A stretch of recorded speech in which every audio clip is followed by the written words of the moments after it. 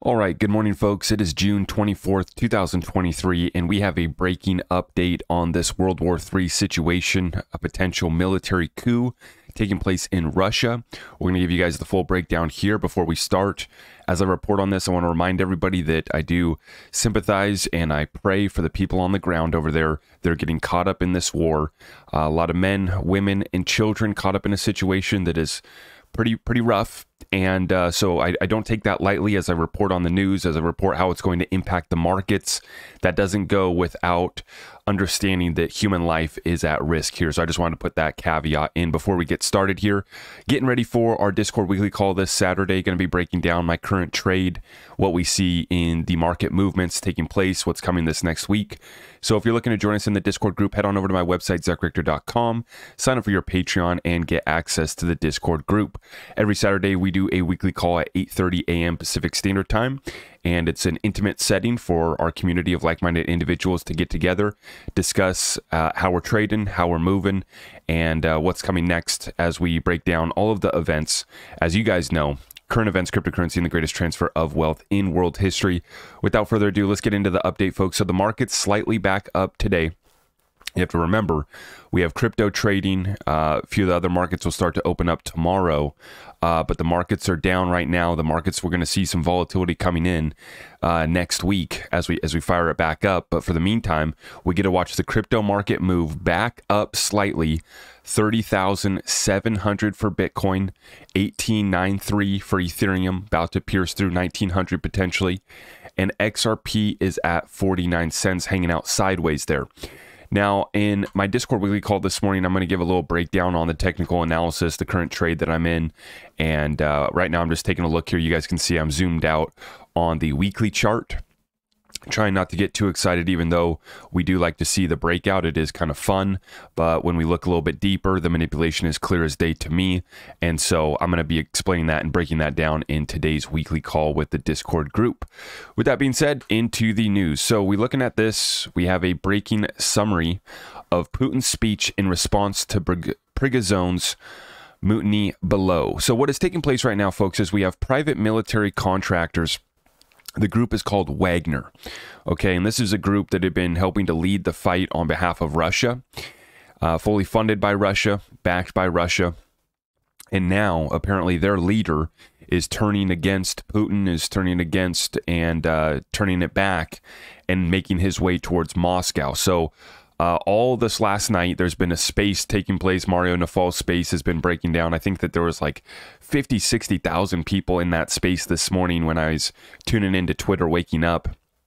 And so, side note, it is very interesting and fascinating to see how Twitter has become the breaking spot for having an ongoing conversation, pulling the best sources, and trying to find anything credible from that region, proving to be the most difficult task as we get reports from both sides, both countries in war posture. And so it's, you got to take everything that they say with a grain of salt.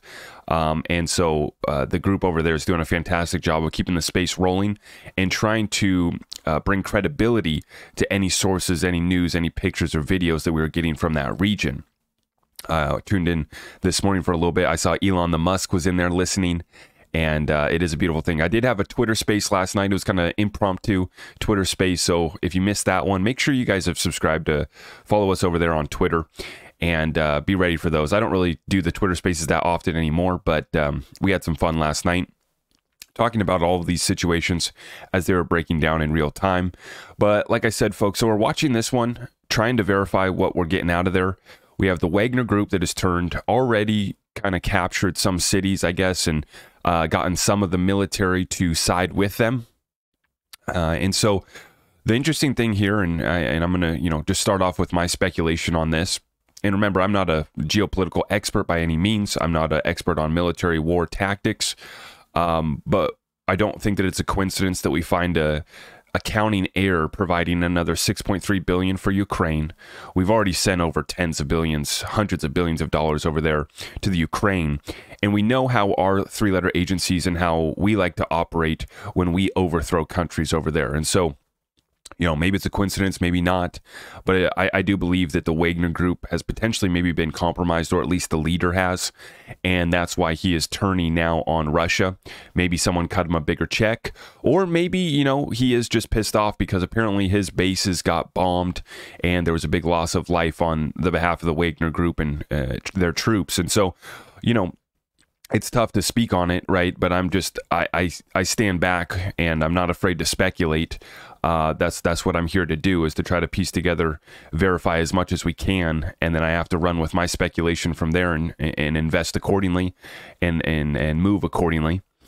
But it looks like they're making one final push here to really push back. The counteroffensive in large part has failed on behalf of Ukraine. It was shut down pretty easily by Russia. And so maybe this is the next move that they had. The next card that they're going to draw here is turning the private military contractors against Russia.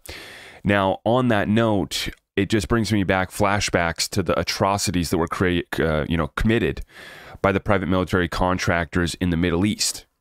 War crimes, some of the most horrific, things that took place in the Middle East were done by some of the private military contractors that were, getting paid by our government to really push and move the needle in that region. And so these private military contractors, they're going to work for whoever cuts them the biggest check, and that's what they're there to do. And we're yet to see really what's come out of this, but I do want to read off the summary of Mr. Putin's speech and his response to this military coup that is underway. Okay, Prigozhin's, I'm probably butchering his name. So Putin, he is addressing everyone, including those that were lied to and driven to participate in a criminal enterprise, discussing once again the false premise for the war and how it requires consolidation of society for battle. Anything that divides us is a stab in the back, like it was in 1917 when the country was lost and victory in the war thrown away. We will not let it be repeated. Call this action treason. He called this action treason. Calls Wagner fighters heroes for fighting in Soledar and Bakhmut. And like I said, these fighters were a big part of capturing these regions and a big part of the effort so far. Any internal mutiny is a fatal threat to Russia. Our response will be harsh. Everyone who participated in this will be punished. Orders have been given to the appropriate agencies. Mentions blockade of military and civilian agencies in Rostov. Says he will protect Russia. Those that took this action betrayed Russia and will answer for it. And he says it looks like Putin is not in the mood for a compromise.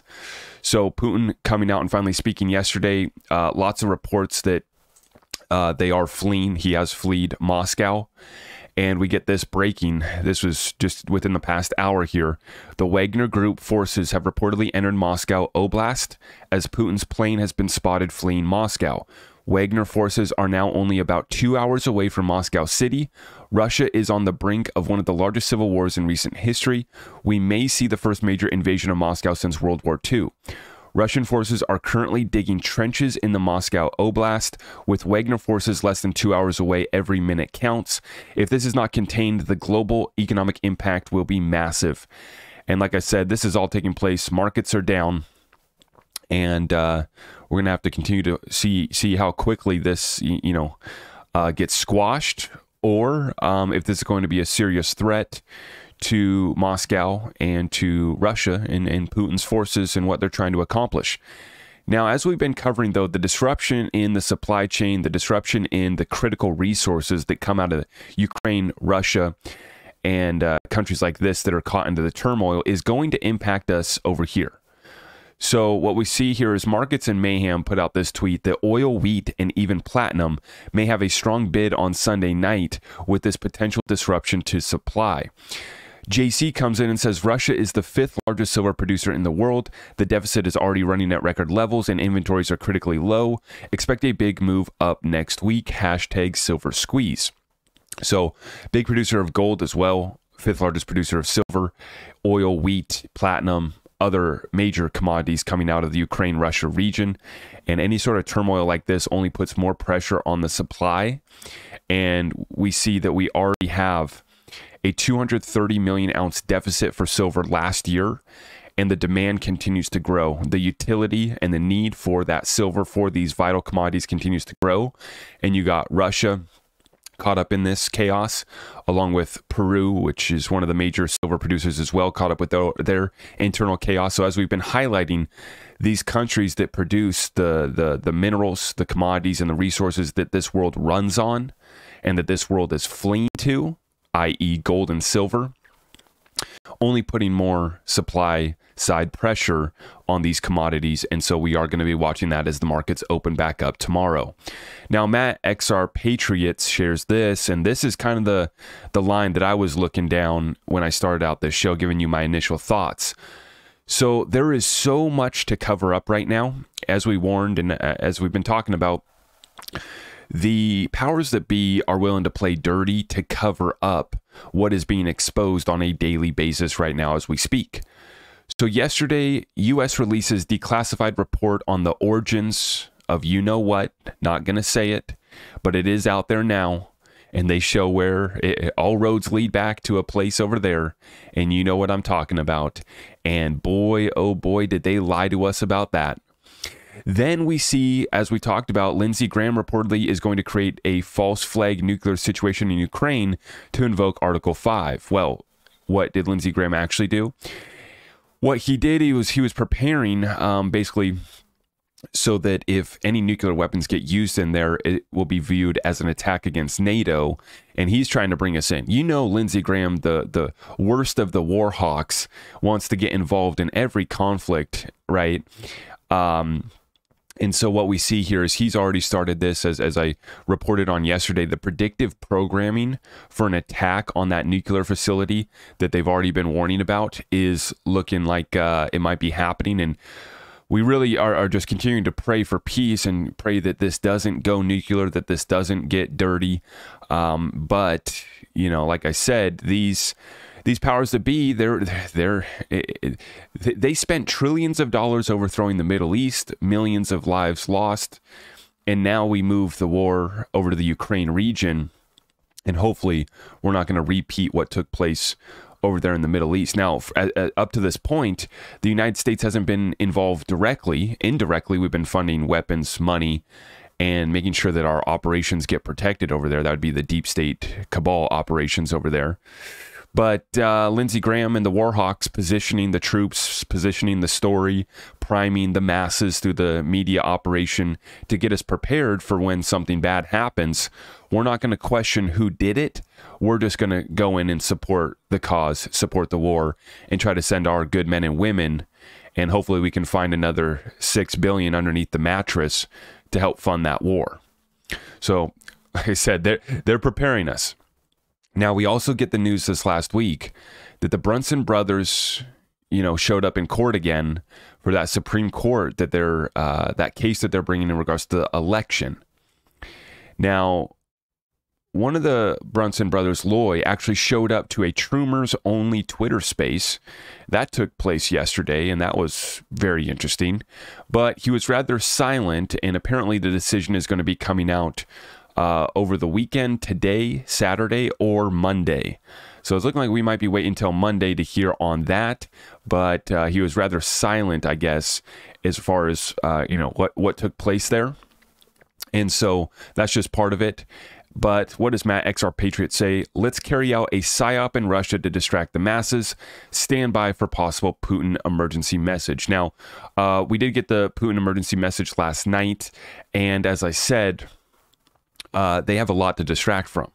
They have a lot. So last week they had us watching the Ocean Gate sub. They had us watching Andrew Tate get arrested. They're covering up Hunter Biden. They're covering up Joe Biden's bribery schemes. They're covering up the operations that they had in Ukraine. That's what this whole deal is about. And so, a lot to distract us from. And meanwhile, this is the part that makes me sick. Last week, check this out, folks. While they cover us up with all the distractions, they got us looking over here watching billionaires go down in a sub to the Titanic. What is Hunter Biden and Merrick Garland doing?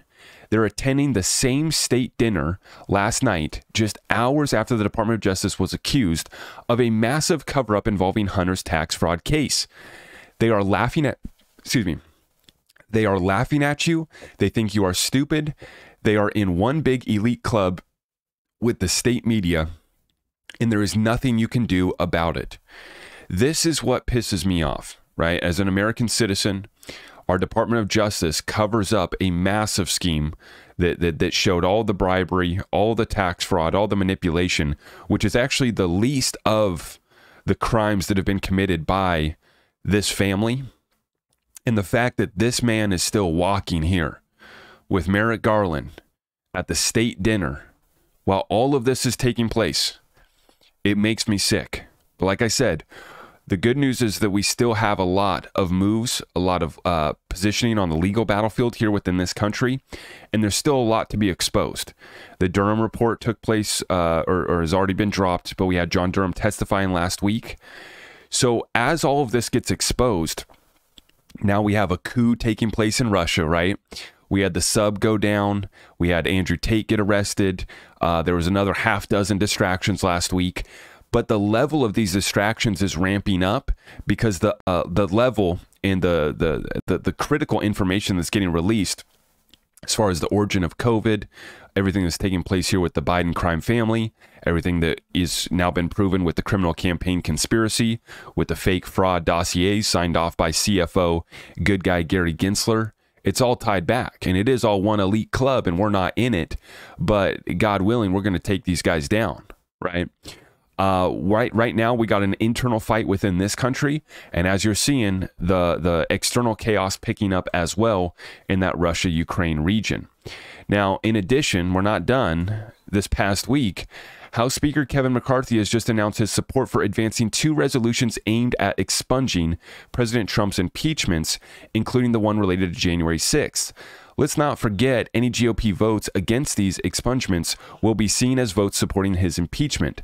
The last time GOP reps took such a stance, it didn't bode well for 9 out of the 10 of them. Could this be a historic week with Adam Schiff being censured by Congress and a potential vindication for President Trump on the horizon? So launch another distraction. So we got to keep the people distracted from what's actually taking place. There's a lot of legal maneuvering here. There's a lot of the DC dance. I'm not holding my breath, but we did see this tweet, which was very interesting, from Patrick Byrne.